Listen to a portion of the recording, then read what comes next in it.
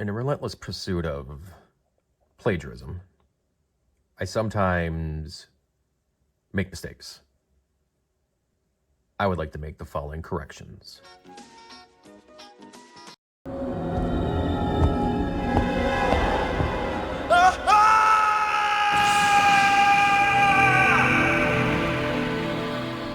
Resident Evil is the survival horror game developed and published by Capcom for PlayStation back in 1996. It was created using concepts from an old Japanese game, Sweet Home, an early entry into the concepts of a video game designed to scare the player. The technology for Resident Evil, however, is much more akin to Alone in the Dark, released for the PC 4 years prior, and is certainly the pioneer of the genre.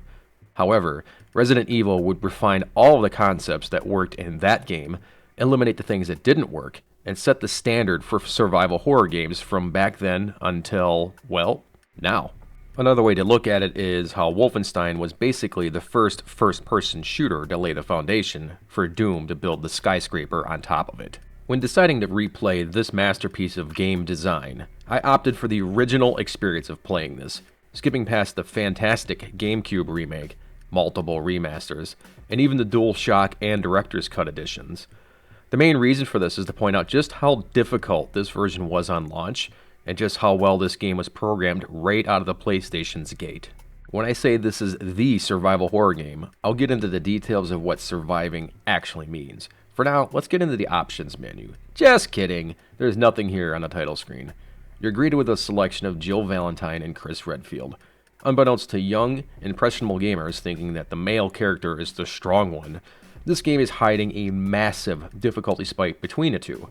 Jill has an objectively easier playthrough for the entire game, having 33% more inventory space to work with, a partner that helps gain multiple weapons without any effort, and a lockpick to open the locked doors, hiding the all-so-important ammo needed to survive. Something that Chris will have to find tiny, insignificantly sized keys that make up an entire space that is equal to a bazooka. Yeah, Chris has a higher pool of total health, but good luck carrying healing items in your inventory to heal that pool. There's just no comparison. Jill is hard mode, and Chris is Akumo. Okay, everyone's seen this opening by now, right? Skip to this timestamp to get to the gameplay experience if you have. Otherwise, enjoy the best acting you have ever heard. It was Bravo Team's helicopter. Nobody was in it. But strangely, most of the equipment was still there.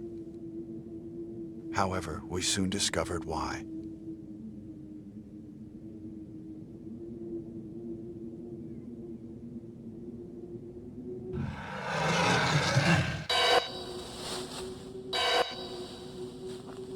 Hey! Come here!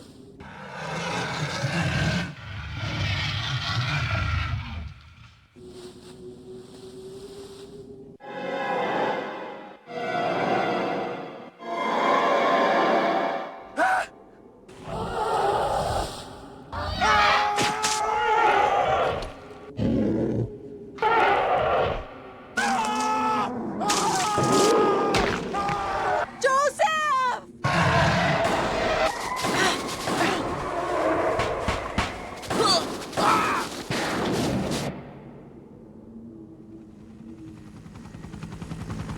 No!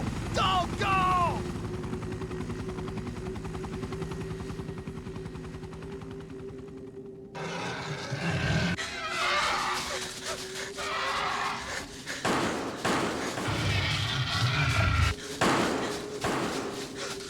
Jill, run for that house! It's only a model.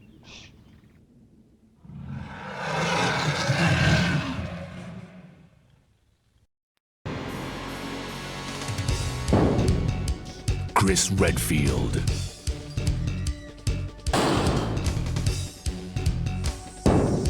Jill Valentine. Barry Burton.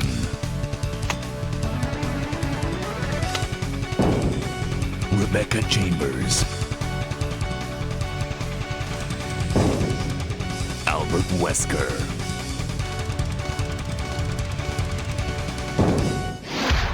Resident Evil. What is this? Wow, what a mansion!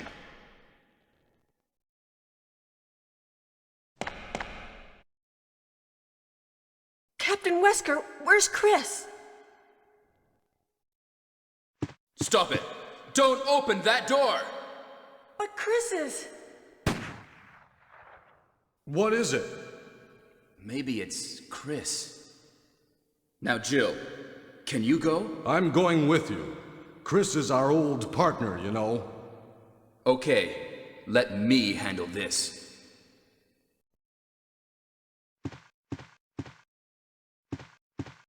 Stay alert!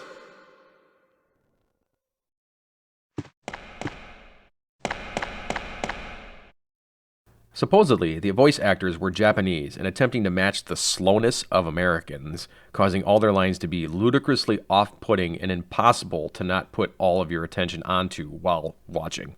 The writing is also indicative of not being in sync with the gameplay team, as multiple exchanges between characters omit the most basic of details. I found something.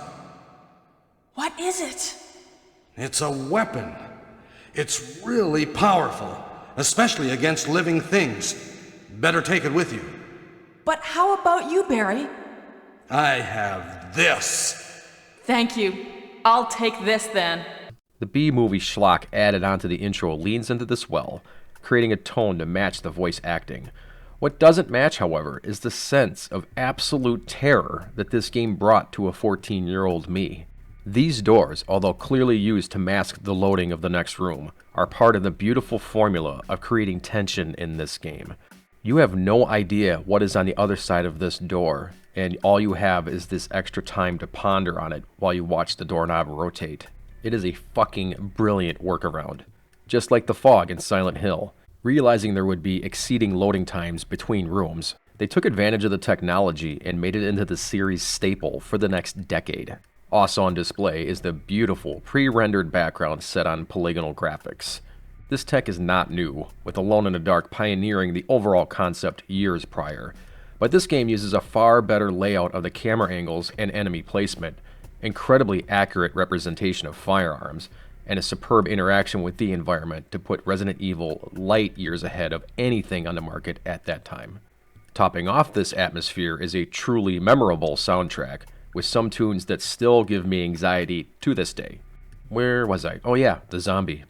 Playing this game again for the bazillionth time, I now know the move here as Jill is to turn tail and run back to Barry, who takes this one out for us. But back in the day, most people sank a half dozen bullets into this guy, expending your already limited ammunition, and possibly getting grabbed by the zombie, spending your limited healing consumables. Knowing the basic route from memory, I'm able to keep most of my resources in check. But this original release was impossible to beat on your first playthrough back then, or possibly subsequent playthroughs, since the knowledge of the game is half of the difficulty. Using your Beretta is effective enough on a single zombie, spending roughly 5 to 7 bullets per encounter, provided you ignore the iframes of the enemies are allowed between getting up, falling down, and getting up again.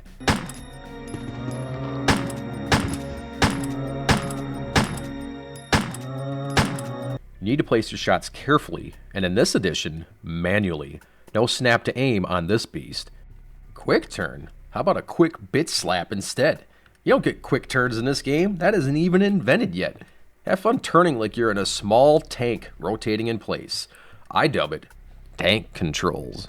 Yep, no one's thought of calling it that yet. Back to the game. Barry shoots the zombie in the face, and you want to report it to the team. Once you scout the lower floor, this infamous exchange occurs. Find anything, Jill? Nothing. What is this all about?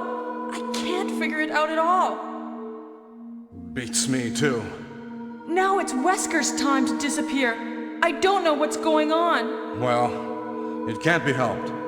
Let's search for him separately. I'll check the dining room again.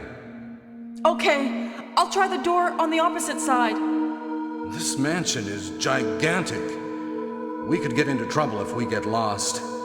We should start from the first floor, okay? And Jill, here's a lockpick. It might be handy if you, the master of unlocking, take it with you. Thanks. Maybe I'll need it.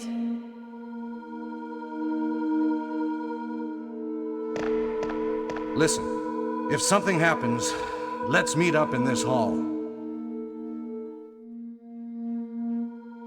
This time, I'll be there. This lockpick, taking up the ancillary slot in Jill's inventory, lets you unlock areas that Chris is forced to find a key for, and the before-mentioned desk drawers hiding shotgun ammo, the game's staple weapon. Speaking of which, Jill gets this shotgun way simpler than Chris does. All you need to do is move through this God fucking damn these dogs. That shit was intense back then. Nobody, and I mean nobody, saw this jump scare coming. You will want to run through this hall to get to the mysterious room with the huge ceiling. Pick up the shotgun, as it ominously clicks from the lack of weight, and then wait in the trapped room for Barry to bail Jill out of becoming a Jill sandwich.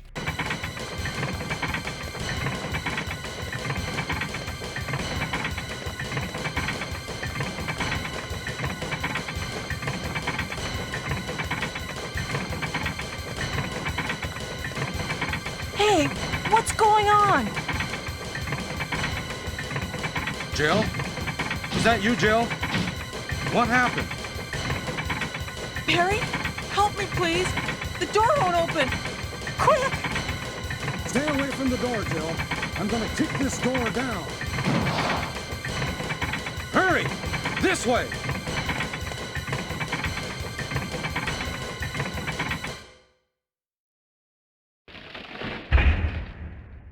Oh, Barry! That was too close. You were almost a Jill sandwich. You're right. Barry, thanks for saving my life. But Barry, didn't you say you're going back to the dining room to do some research?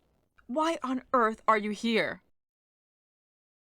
I just had something I wanted to check. Now, let's get back to searching for the lost captain and Chris, shall we?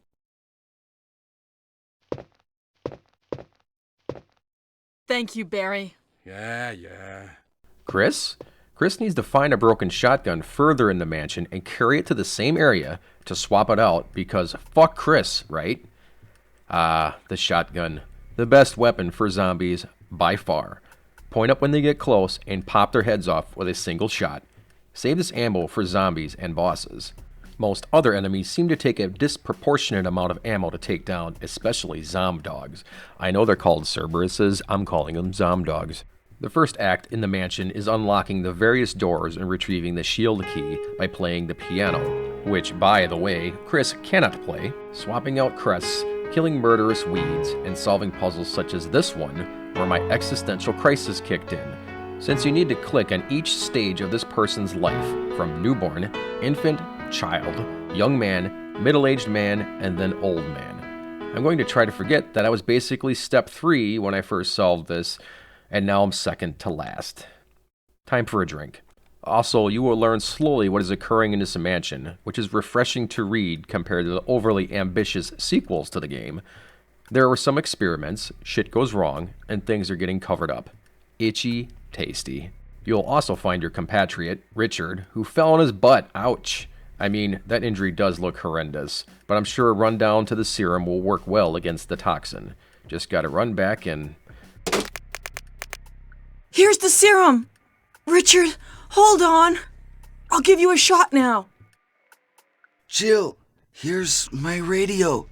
You should keep it. No! Richard!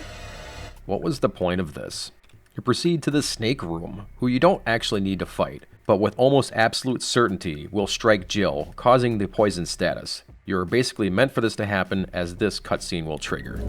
Am I poisoned? Give me the serum! You eventually gather the crests needed to access the outside area, where Brad tries to communicate via radio how he's on the lookout for the STARS team. I'd love to ask him the reasoning behind just bailing in the first place, but I doubt we are ever going to find that out. You make your way to the neighboring house, which I believe is a dormitory for the scientists working on the virus that is causing this zombie outbreak. Here, the main objective is getting by a huge plant, in which in this playthrough is done by reaching the basement level.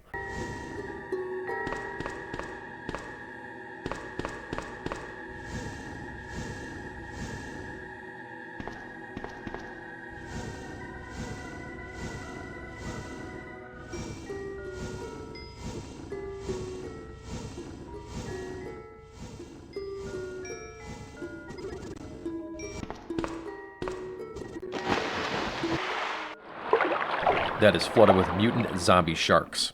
Drain the water and watch them flop around helplessly. Has anyone ever not shot these at this point out of mercy?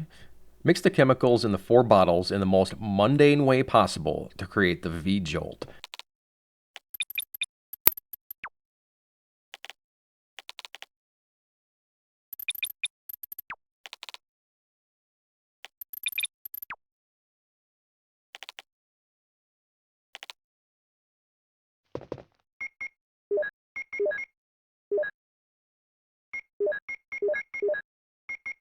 Which in today's world is better known as Monster Energy Drink.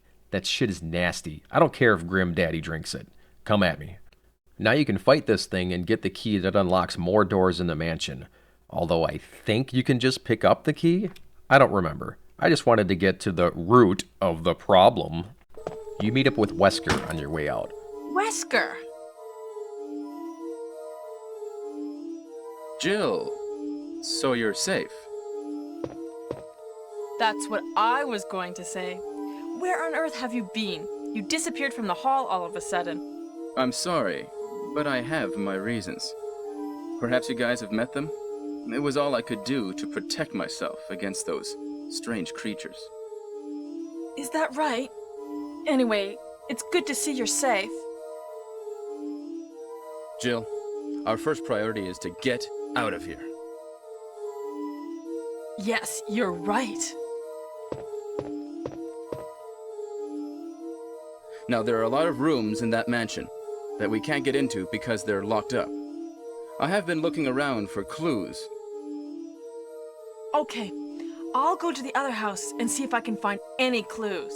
Will you do that? I'm counting on you. I wonder what his deal is.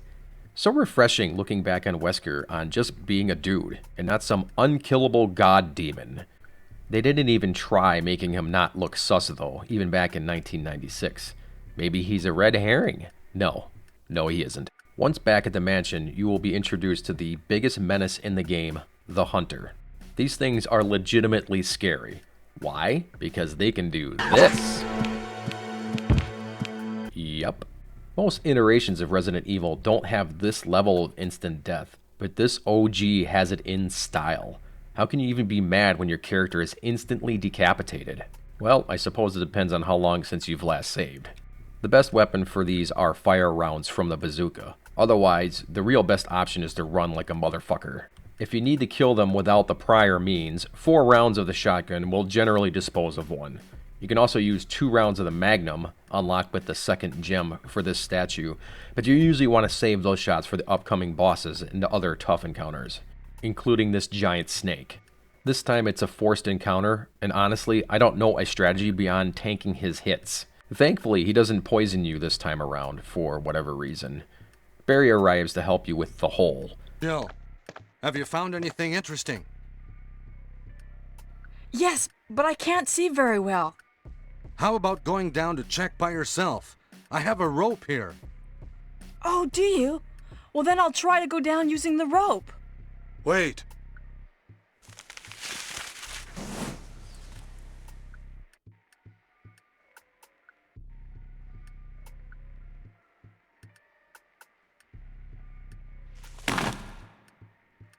Hey, what's going on? Now I've done it. Sorry, Jill. Wait. I'll go and get another rope. Barry? Barry! And here's an interesting mechanic. You can actually wait for him to bring the rope back. I really thought he was doing video game things and would be permanently looking for said rope. RE is full of little touches like this. You eventually get access to the underground area outside the mansion, where we find Enrico lying in the corner. Is that Jill? Is that voice Enrico's? Yeah? You're alive! Wait there! Are you with anybody, Jill? What? Oh, yes. Enrico! So, Barry and Jill together. Are you all right, Enrico? The stars are doomed. Someone is a traitor. Everything was plotted from the start by Umbrella. Ha!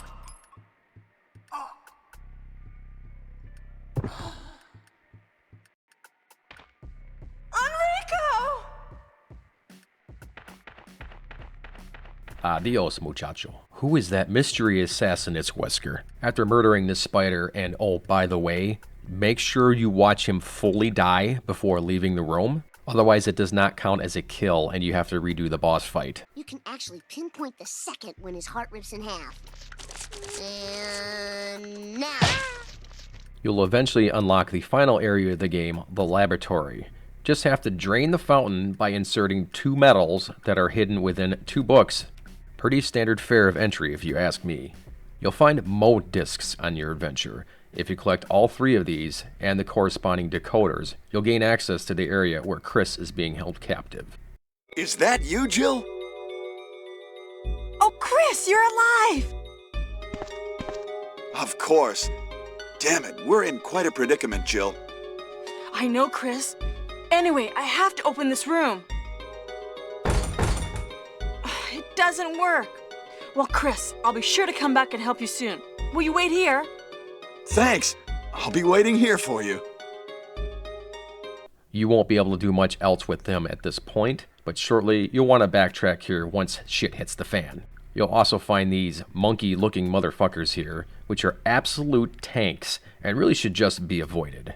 Gain power to the elevator to go down to the area below, where we confront Wesker. Let's watch.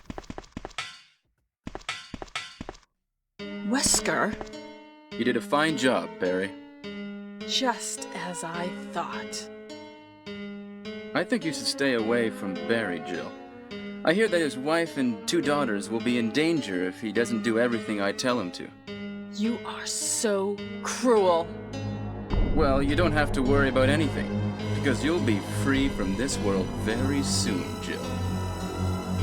Why do you have to destroy stars? That's Umbrella's intention. This laboratory has been engaging in dangerous experiments, and recently an accident has occurred. Anyway, this disaster cannot be made public. That's why having stars nosing about is so inconvenient. So you're a slave of Umbrella now, along with these virus monsters. I think you misunderstand me, Jill. To me, the monsters you mention mean nothing. I'm going to burn all of them together with this entire laboratory. I must complete my mission as ordered by Umbrella. Barry, go up on the ground and wait there. Barry!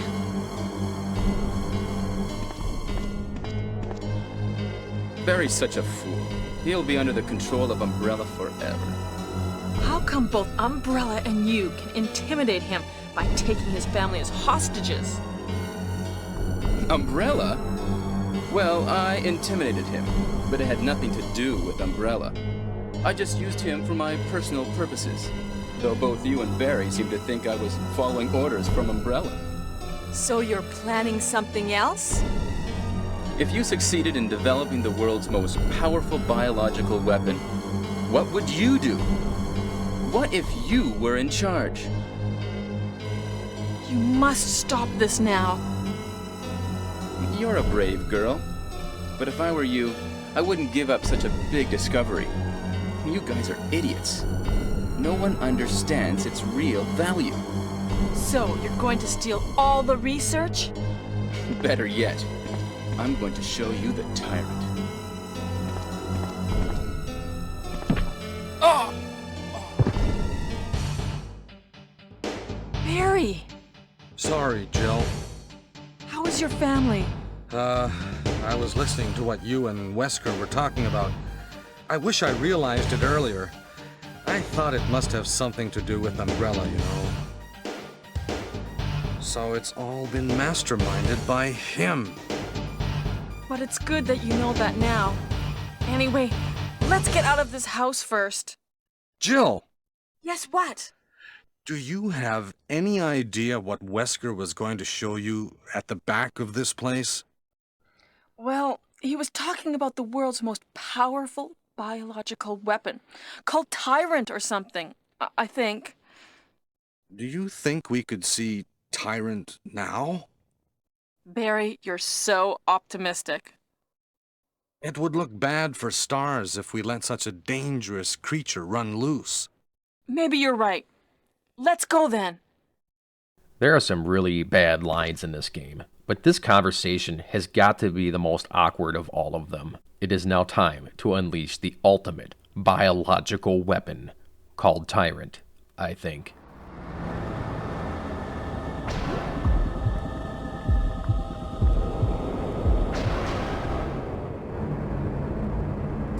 But we can't let it live. That must be the computer for monitoring this creature.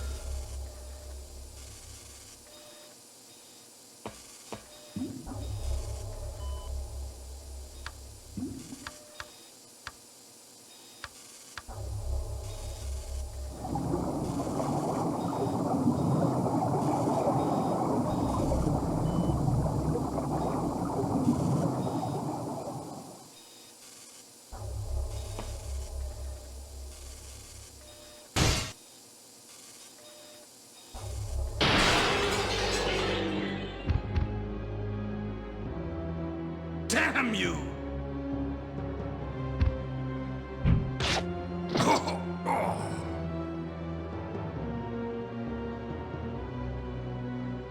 It can't control what it does.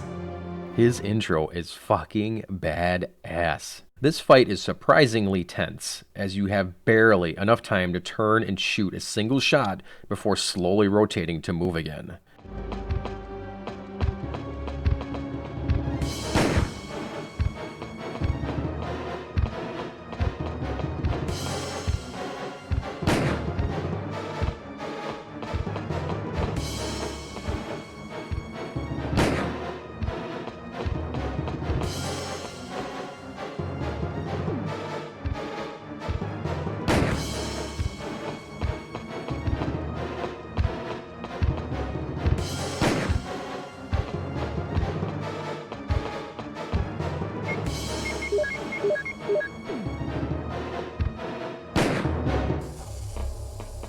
Tyrant is down and totally not out. Time for our daring escape. Barry? Barry!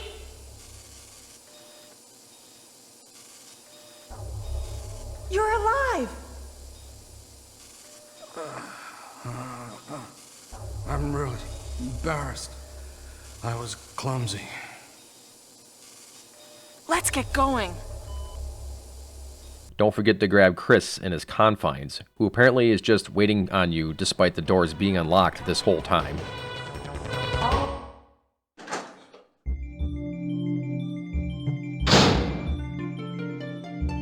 Oh, Jill! Sorry for keeping you waiting. So everything is done? Well, almost, yes. Now let's go.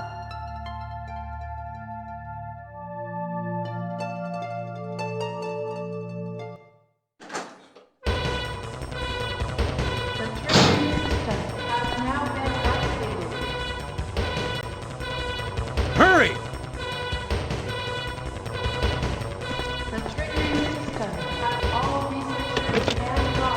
There is 3 minutes until explosion.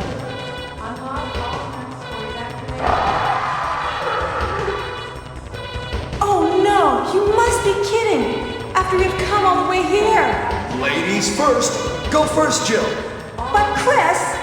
Give me a chance to play nice guy. Okay, I leave it up to you. See you again at the heliport.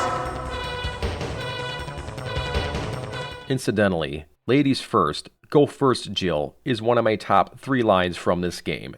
Just set the flare and wait for the helicopter to oh fucking snap.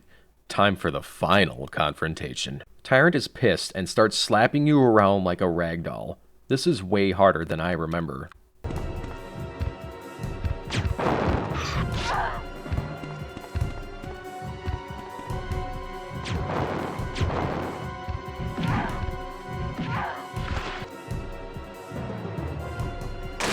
It's coming! Jill! Kill that monster! You're our Amazon, Jill!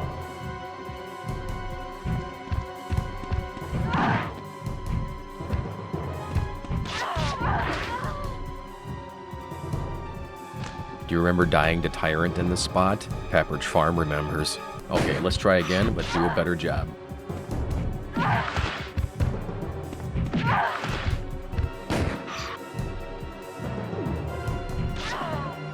Dude!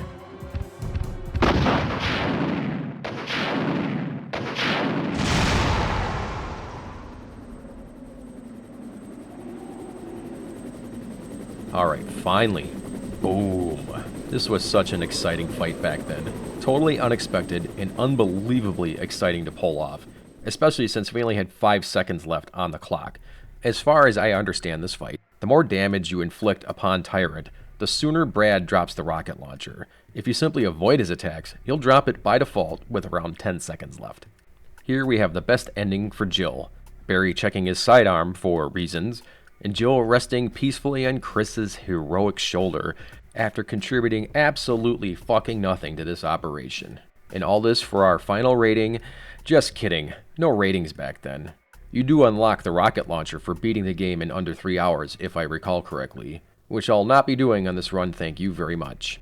I have enough bad memories of beating Resident Evil 2 on PlayStation using no saves to unlock Hunk and Tofu, to which I had died halfway through to a liquor, and then replaying all the way to the final boss 3 hours later to where I died again.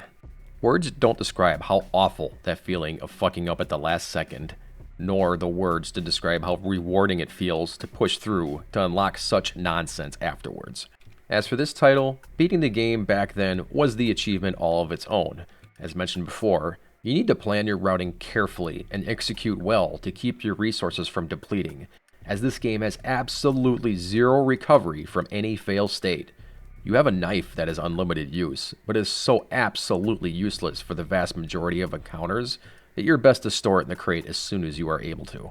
While in hindsight, Resident Evil is truly a silly storyline, the constant tension and fear that this game imposed may never truly be replicated, partly due to the insanely regulated ammo, saves, and healing items sprinkled throughout the game, and also due to the jank interface that had zero quality of life improvements that would eventually be added to the game, such as not having any visual indication of your health outside of the menu, the risk of being 100% stun-locked if 2 zombies close the gap into the player at the same time, and the ease of losing valuable ammunition to missing via the enemy's massive amount of iframes. If I recall correctly, there are about 8 to 12 ink ribbons to be found per playthrough in total, making the 5-hour playthrough become stretched between many, many high-risk runs for completion.